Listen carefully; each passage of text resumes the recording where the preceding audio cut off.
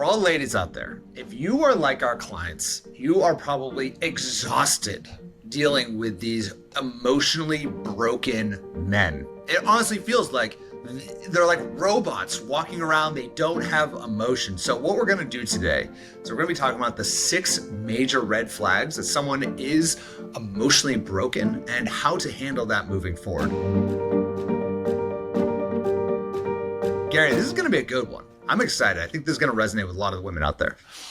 I feel, as 2 guys, part of me feels like we're almost betraying men a little bit because we're breaking down guys pretty good in this episode, right? Like, this is very much pulling back the curtain a little behind the scenes because as 2 guys, I feel like, I don't know about you, I know a bunch of guys who fit into this category.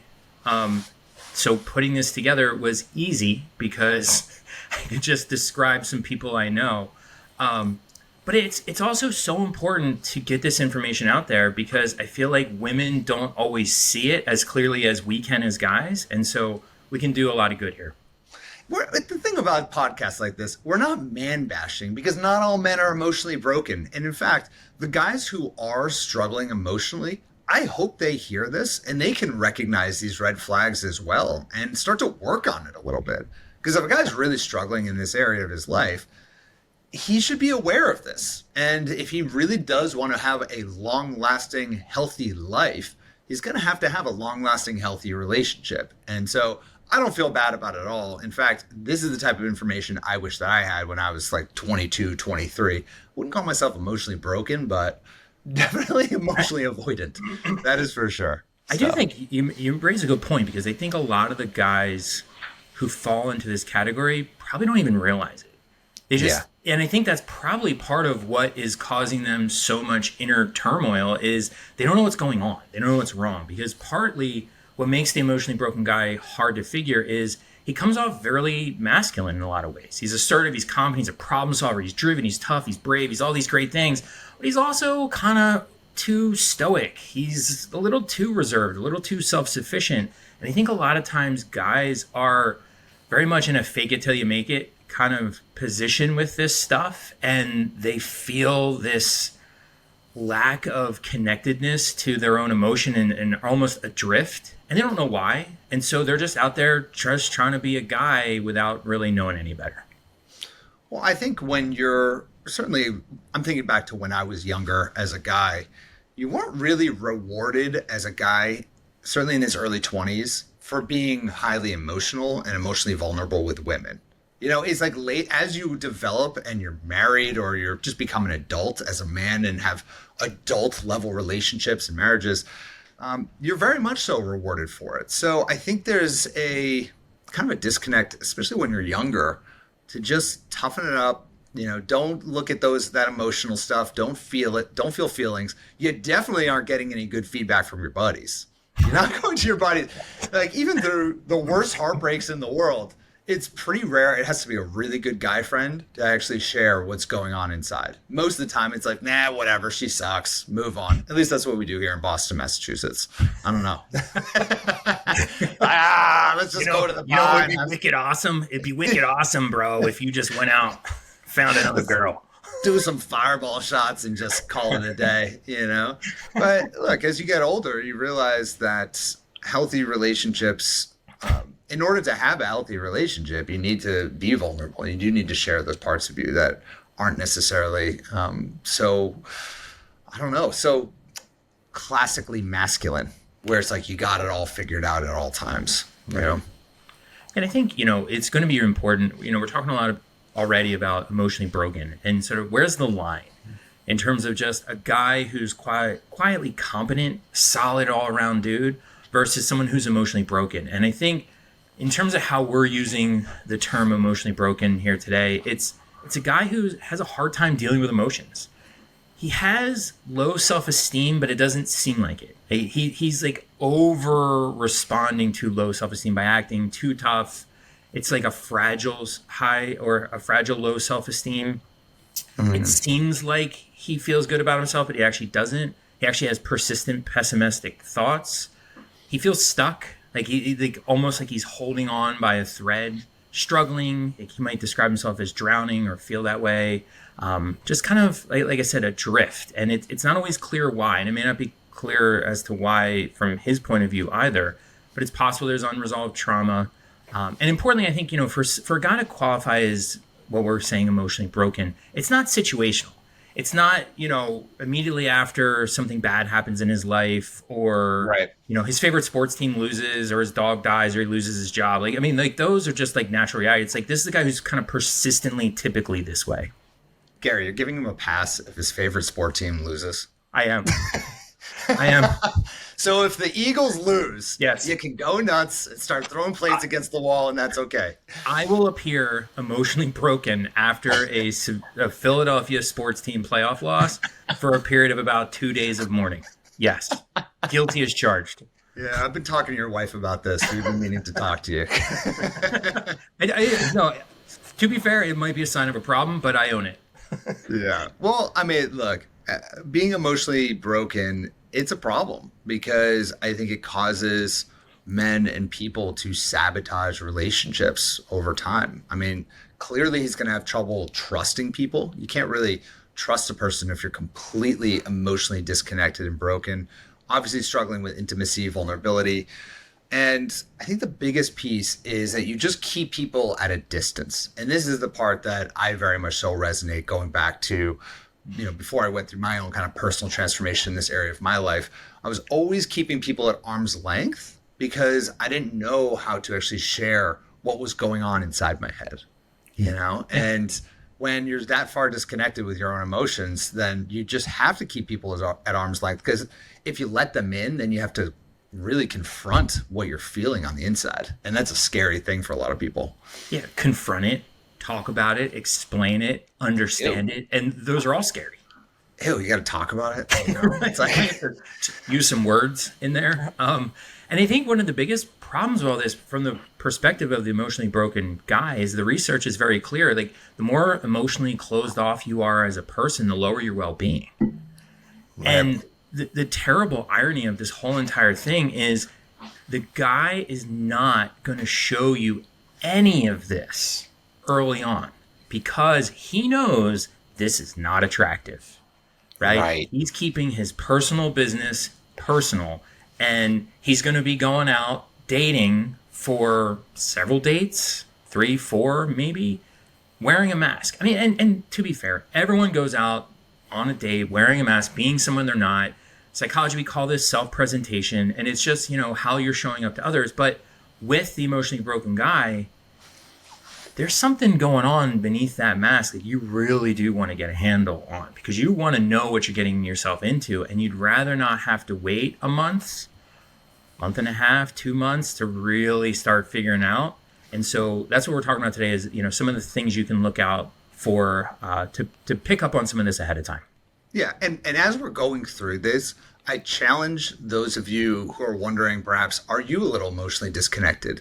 Use this as well. Look at this through that lens as well. This can very much so be focused on men, the men you're dating, but also have an opportunity to look in the mirror and say, am I projecting any of these red flags when I'm connecting with a guy who might be very emotionally available? And perhaps it could be helpful there. So, Gary, do you want to walk us through the first one? Yeah, and so, the first red flag that this guy might be emotionally broken is just big mood swings and just emotional volatility. One moment, he's fantastic, everything's fine, cool, calm, collected, and then somebody cuts him off in traffic and he loses his mind. Like, he goes nuts. And so, you might see this firsthand. That's probably going to take a little while. Or he might just kind of have a story. Like you're meeting on the first date. Oh, and he's running a minute late. Oh, why were you running late? This idiot was driving. And it's like he might just have this, say, what? Okay. That's an interesting response. That's not necessary. We don't necessarily have to lash out, fly off the handle, immediately go to anger, be super irritable and frustrated by minor inconveniences. That's not how we have to deal with things. Maybe you're out to a first meetup or a date, and he's got to open a package of something. Right? It's just like it's a ketchup packet, or he's going to a classy restaurant. It's a ketchup packet, of course. He's having like a hard time opening it, and he just freaks out and starts like smash it. Like, look for just like these subtle little things that just shouldn't set off a well balanced person. That's what I would say to look for. Yeah, I mean, I think and I'm sure the research shows, Gary, you can correct me if I'm wrong, but everyone has to some degree a level of baseline when it comes to their emotional state. And if you see someone go from whatever their baseline is, whether it's a 2 or 4, and you see it suddenly spike to a 12 with something that is just so irrelevant in life, that is, I would say, of all things, that is the thing to look for very early on. Because let me tell you, if he's doing that throughout dating, oh my God, is your life going to be absolutely miserable in marriage? Because it's terrifying to be with someone when you just don't know what you're going to get that day. And that can very much so accelerate into something much, much worse. If he is not, if he doesn't have some level of emotional regulation, he could be not only emotionally abusive, but even physically abusive because he doesn't have control over his emotional state to any degree. If you're getting that mad about a ketchup packet, dear God, help us. All right. Right. Yeah, and it's funny. We just had. I'm trying to think when this was last week. A client was telling a story about it. She went on a road trip. She's been dating this guy. It's like her third or fourth date. They went on a little road trip to a certain restaurant. I think it was like a margarita place they wanted to visit. And she was Sounds saying fun. how what's that? Sounds fun. Yeah, Love margarita places. great date, right? Yeah. So fantastic. And they're driving. She said, I just kept noticing like when people would do things like he was gritting his teeth and he's like gripping the steering wheel really hard. He's like, I just didn't understand what was going on. And then we got into a silly fight about nothing. And it's like, these are okay.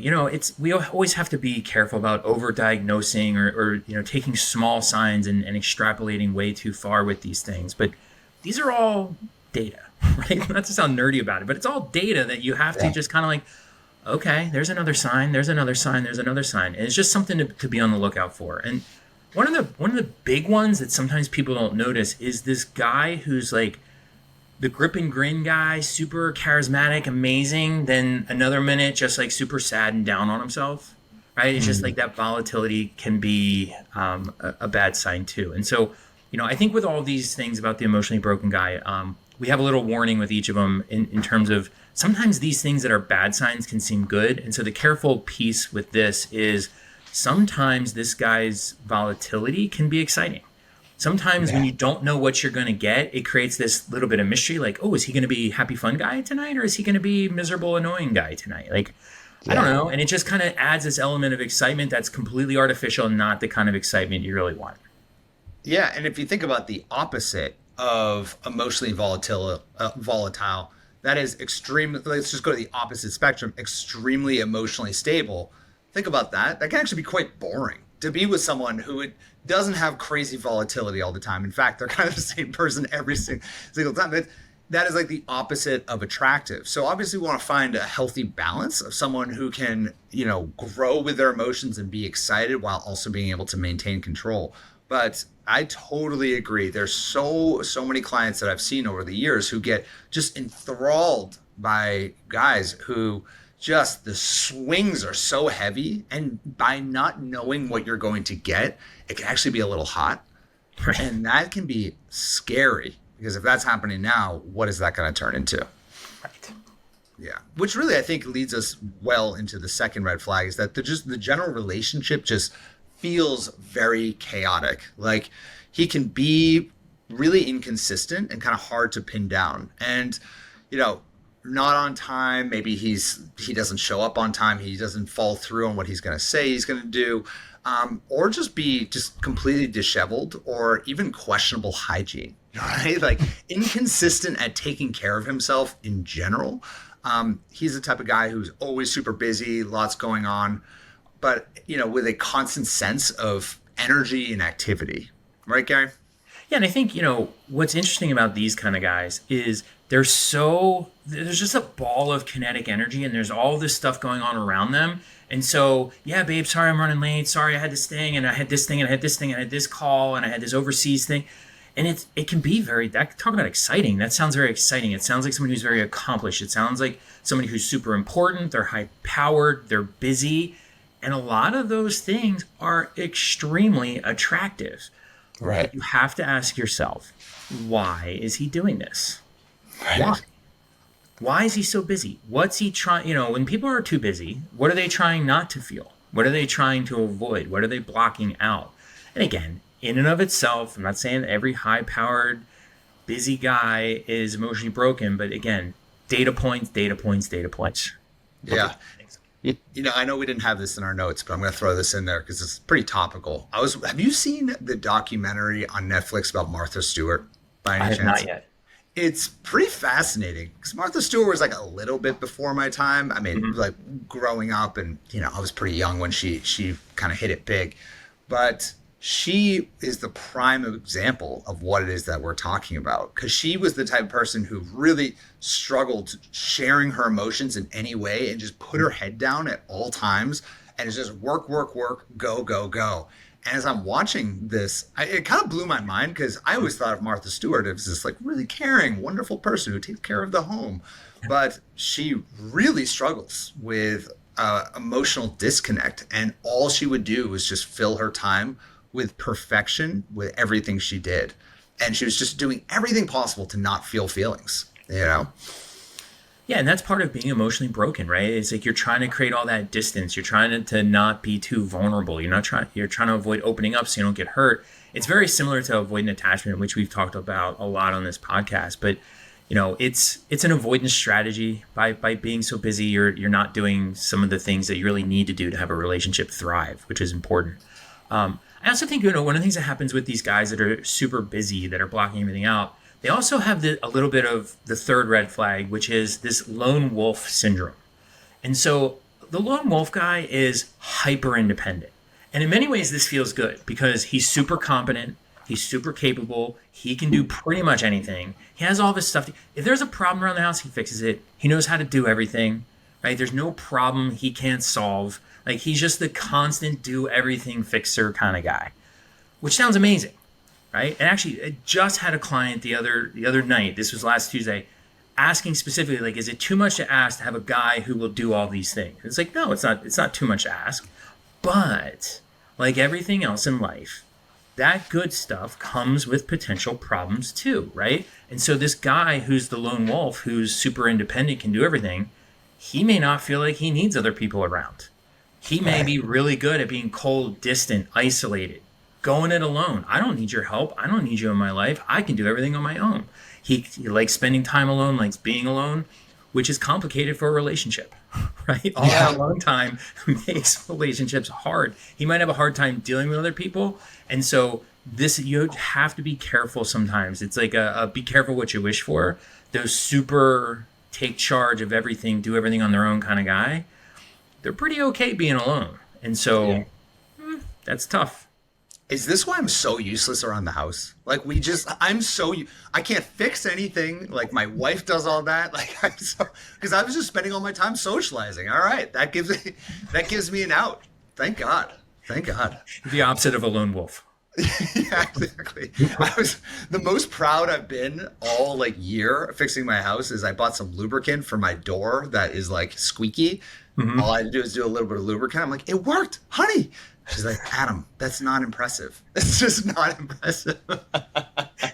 You sprayed some WD-40 on a hinge, is what I heard. No, no, no. I found even something better on Amazon. All right. Had very high reviews. I was very proud of myself. Let me tell you.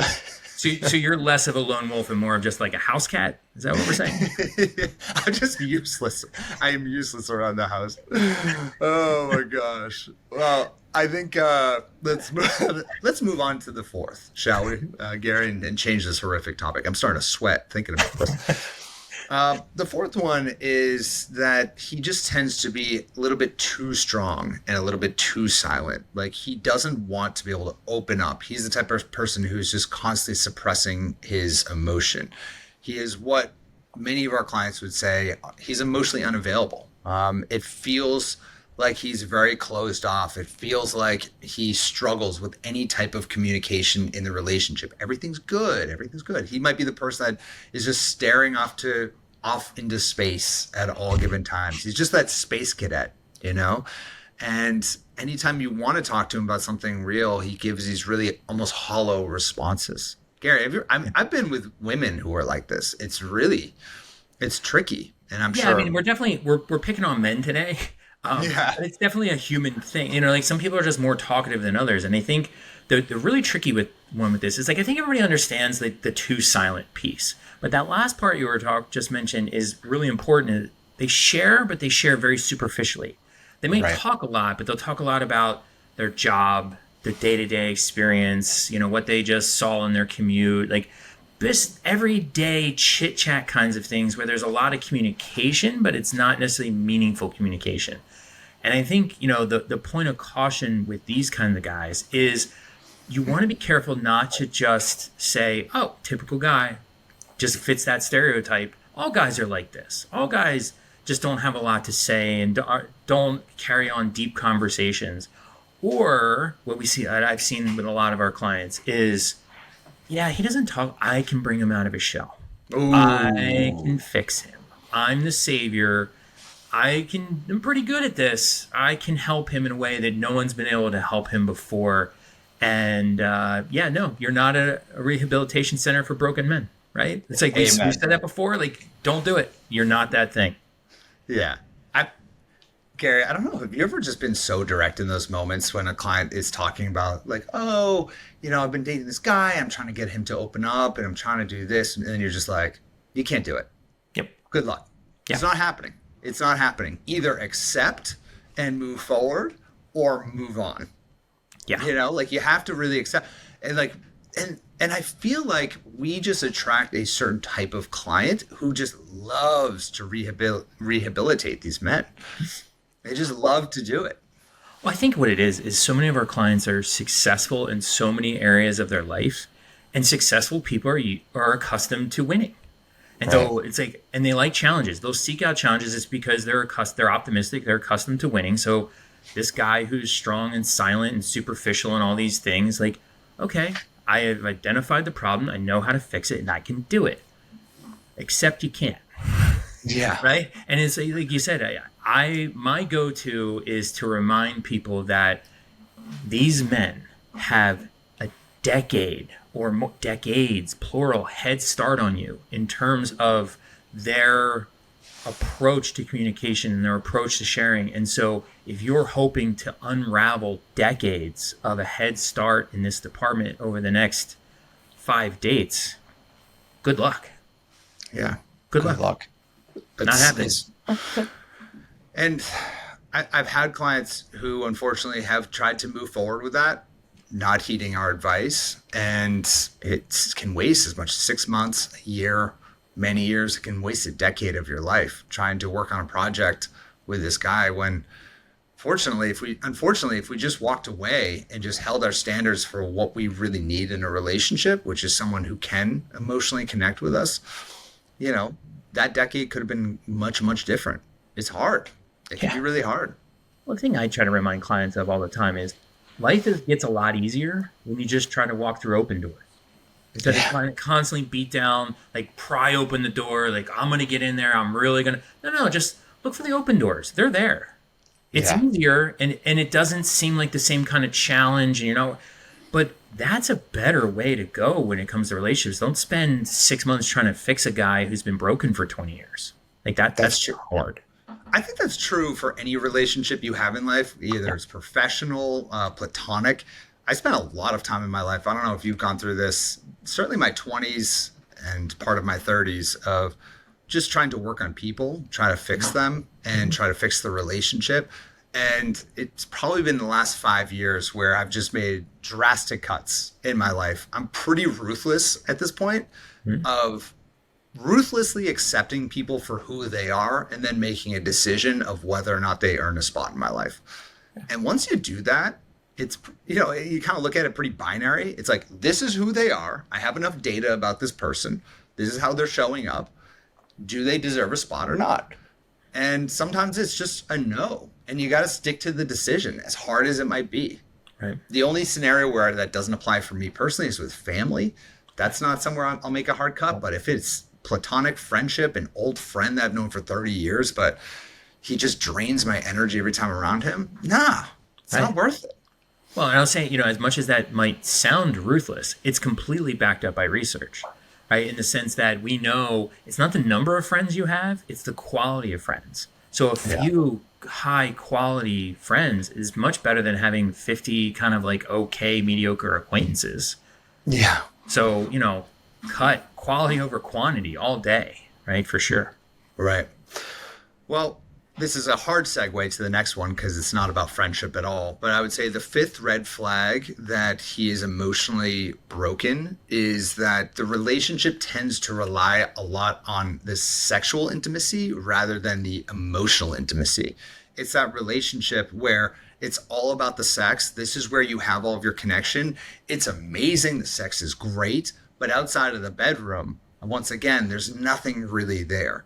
And the challenge is where you have to be really careful in this situation is sex, especially for women, can be such a bonding mechanism emotionally, but it can trick you into believing that there's something more there emotionally than there really is. So this is why we are very strong with we call them the 7 little love steps, helping our clients go from single to a long lasting relationship. We have this little love step called number 5, where we pace, we really slow down, not only emotionally, but also sexually with a person before jumping into the bedroom.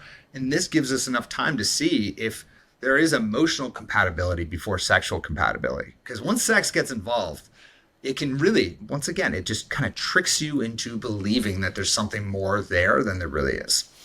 Yeah, I think it's important to realize like this is not one of those classic guys will be guys kind of thing. With the emotionally broken type of guy, he's not good at the emotional intimacy part, but he Right. wants to have a connection. And so what's the next best thing? And it's the sexual connection.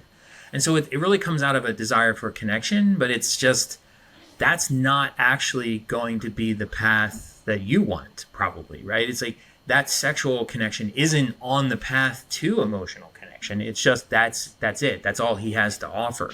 And so don't mistake what he's offering with what you're hoping is going to lie on the other side of that experience. And don't think that the good sex is going to last forever. Not going to be the same. Not to say sex can't be amazing for the rest of your life with a person, but it's not the same as it is in the first 3 months where you're sleeping together 3 times a day, every date. I don't know. Maybe it is for you, Gary, but it's not, that's not how, most romantic connections are. In many ways, the first 3 to 6 months of being with a person during that honeymoon phase, it is very sexual. But what we see with our clients is that if you move forward with a guy where it's sex first, emotion second, what happens is 6 months to a year in, you kind of wake up one day and you're not doing that as often. And then you're like, who am I left with? What is this? Like, who is this person? I don't even want to spend time with this human being. I'm not friends with this person. I don't feel anything from this person. Way to go, dream killer. Like, that sounded terrible. That whole thing just sounded miserable. Like, That's what I'm here for, man. That's what I'm here for. but joking aside, I think it is important just to realize with physical experiences, we as humans habituate, right? The first time you jump out of an airplane, thrilling. The second through 10th time, 30th time, still thrilling. But there becomes a point, like the instructor who's up there skydiving, he's like, okay, yep, jumping out of a plane today. Like, ho hum, who cares? Right? And it's physical things we just get used to. Emotional things, it's not the same, right? You Right. don't adapt in the same way. And so that's why you want long-term love, emotional intimacy over physical intimacy. So skydiving is similar to sex. Is that what you're If you're telling doing me? it right, Nice. Bam. All right, Gary, lead us off with the final one then, with that all right, said. the last red flag for an emotionally broken guy is this drastic sense of responsibility. Now, it can go both ways. And so, because he generally feels a little bit shaky, an emotionally broken guy will feel like he can't bear any more blame or responsibility. Everything's hard, everything's difficult. You just can't take on anymore. And so, when things come up, it's constantly blaming others, externalizing. That's not on me. There was nothing I could do. What was I supposed to do about this? Like, that's just not my responsibility. Or just blaming others. Like, everything would have been fine. I did my part. It was Bob who screwed this up. If it wasn't for, Steve, I wouldn't be in this mess. And it's like, really? Like, that's just generally that's unattractive, right? And so women will kind of figure that part out. But it's the making excuses and just kind of like these sob stories about like, everything was going to be fine. I just had all this bad luck. The boss is out to get me. Life is, I've always had the worst possible outcomes. And it can just start to sound really sad, which can, careful, can activate your savior complex here. One other, it goes the other way too. I said a drastic sense, so it vacillates between the other side, which is taking responsibility for everything, where it's, this is on me. I got this. This is all my fault. I brought this on myself. This is completely my fault. I will fix it. I will do everything. And it's like, that's hard to sustain as well. So it's the extremes in any of these situations. Yeah, just kind of seeing everything as your fault or nothing as your fault. And it's like, everything in life, there's a happy medium to all of this. And, I do think generally we would suggest for most people, and what's most attractive for guys is take responsibility. Even if it's not necessarily your fault, like, take some responsibility, but don't overdo it. Don't like become this like martyr who's like just throwing themselves on there. Yup, it's all on me. I've got it all. I'm taking it all, because it's only so long you can be the lightning rod for all the problems going on before you finally get fried. Yeah. Yeah. I mean, I do a lot of thinking about emotions in general because obviously we're in the business of emotion in many ways. And there's some philosophers and thinkers out there that label emotions as bad and you want to be as stoic as possible. And then others, there are certainly plenty of like love and dating coaches who are like, just go with all of your feelings, everything you're feeling, just go and just trust everything. And I think one thing that like I try to do is bring some logic along with the emotion, and because you don't want to not feel feelings. Like that's what makes us human. That's beautiful. It's wonderful. But also realizing that when the emotions are not serving us, being able to cut them off. And so I think if everything we talked about, whether it's you're kind of analyzing yourself as we're going through this or you're analyzing guys, it's being able to look at where do they fall on the spectrum of being able to just manage their emotions, be able to lean into the ones that are serving them, and being able to disregard or push down or push away the ones that are not serving them. And I know that might be a little bit controversial talking about pushing down emotions, but I think in life, sometimes you just have to do that and step up to the plate and just bring some logic to the situation, right? We can't live our lives fully emotional. We can't live our lives emotionless. I think what's really important about that is you can't figure that out on the first date. You can't figure that out about a guy from his online dating profile. No. And so what we suggest to our clients all the time is don't rush to judgment. Don't rush to judgment based on online profiles. There's just not enough there to really get people figured out. You have to meet people. And so, with everything we're talking about, we're giving you, red flags for an emotionally broken guy. And I get it. You don't want to rush to judge. You don't want to diagnose too quickly. So make sure as you're doing this, you're responsible about it in the sense that give it some time, right? Yeah. You're not going to figure this out right away. You have to be a little bit disciplined and patient with this. Several dates. Have experiences where things don't go well. Have an experience where you guys get stuck in traffic or you have travel problems or a crappy waiter at a restaurant. Like, let's see how those things go. Let's see how the disagreements between us transpire. Let's see how he reacts when we put up boundaries. Too often people try to avoid all of these problems, but these problems are opportunities. These little issues are a chance to see how he reacts. And so when you extend the timeline, you're going to get a better sense of, did you just have a bad day or is there something more to this? And that's really important.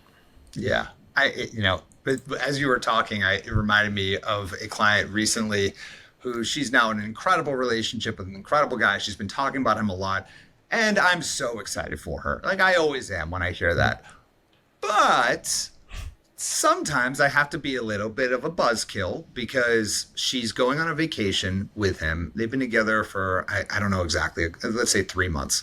I think it's around that amount of time.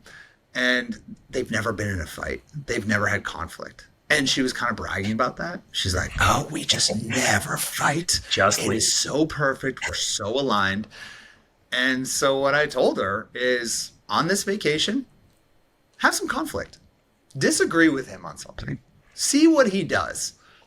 Because it's coming. It's coming at some point, and we want to see how you respond with him in a healthy way with communication, everything you've been learning with us, as well as how does he respond to you. And she didn't like that advice, but we'll see. I don't know. I actually haven't heard from her since. So. Yeah.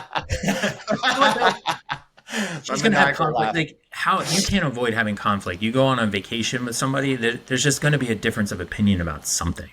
Right. And so it's inevitable. But so I would like to wrap up today's episode with, we gave 6 ways to identify an emotionally broken guy. Now, there's people listening to this, there's women listening to this that might be currently with an emotionally broken guy or dating somebody who's emotionally broken. So I want to give 5 quick and easy ways to deal with this and how to process this realization that maybe this guy is emotionally broken. And so the first thing is, don't make excuses. Don't say to yourself or convince yourself, he's successful, so he can't be broken. Or I actually had a client say this, he's the father of daughters, so he can't be broken because he's got daughters. He's too nice to be broken. It's like, those things don't necessarily go together. The second thing to deal with this is just be more curious. Try to find out sooner. And it goes very much to this, don't avoid conflict, don't avoid disagreements, don't avoid sharing boundaries. You have to prioritize clarity over continuity, right? Sometimes people prioritize like, I'm just going to keep this thing going as long as I possibly can. That's not the goal. You want to be as clear as you possibly can about who this person is that you're dealing with. So finding out if he's emotionally broken now, that's important, not keeping the relationship going for 6 months and then hoping to find out later. The third thing to do is don't let chemistry convince you to overlook issues. So sometimes like some of these emotionally broken signs can be exciting, right? We talked about the physical intimacy, all that. It can be really some really powerful stuff. Constantly prioritize something you've heard us say on this podcast many times. What's going to matter to your relationship in 5 years, right? Don't let the chemistry override things. Number 4, avoid chalking all of this broken behavior up to a boys will be boys mentality. Mm-hmm. Not all guys are like this. We're talking about some guys. We're not trying to paint a picture of all men are emotionally broken. Absolutely. Some are, most are not. And so make sure you're not being too tolerant by just saying like, I don't know, all guys are like this. So if it's not this guy, the other guy's going to be like this too. And last but not least, a lot of times guys who are emotionally broken are going to have some realization about it and they're going to want to fix it. What is his plan? So not just him just saying he wants to fix it isn't enough. What's his plan? Is he taking ownership? Does he have specific, clear steps? Is he talking to someone professionally? Not just words. What are his actual actions in terms of making this all better? So, yeah. So with all of that said, just remember, if you are with a guy like this and you've been struggling with these types of guys, just remember, you're not a therapist. It's not your job to fix these men. It's your job to find someone who is on your level emotionally and meets your love vision. So hold those standards high. And hopefully this gave you some insights to be disciplined when you do, if you do find this type of person, so you can move on and open your heart to the right one. Thanks, Gary. I appreciate it. That was great. Yep. Thanks, Adam.